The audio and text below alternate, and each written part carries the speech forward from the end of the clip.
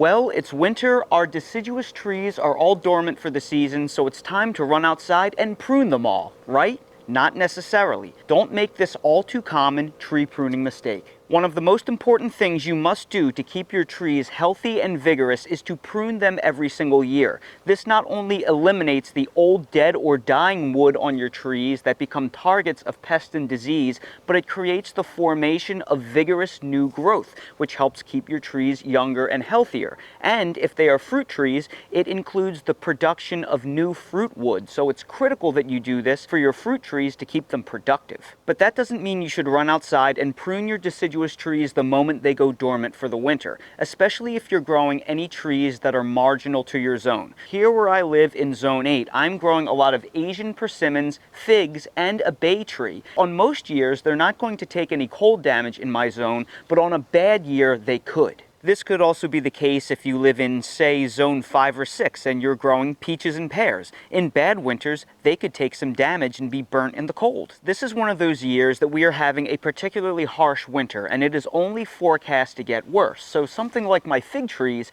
I know that some of them are going to take damage. So if I run outside and I prune them all back to where I want them to be, and they continue to take damage, I'm going to lose all of that wood for the new season. Instead, what I'm going to do is I'm going to let the trees sit unpruned until the worst of the winter is over. That way, if they get bitten by the cold and they start dying back, hopefully by the time I actually prune them to where I want them to be later in the winter, I'll still have good wood up to that point. The big bushy mass of the trees themselves will actually protect the core of the trees from the worst of the cold. But if I cut them down early and I leave the cores exposed, well, now the core becomes more susceptible. If you have a lot of trees that you have to prune and you want to spread the workload out over the course of the winter, you can prune your bulletproof trees early. For example, apples are hardy to Zone 4. So here where I live in Zone 8, the worst winter in history is never going to injure them. So something like that, I have the flexibility of pruning any time during the winter because they will never take any cold damage. But anything in your yard that is marginally hardy, it is best to be patient. Now, you can't wait so late into the winter or early spring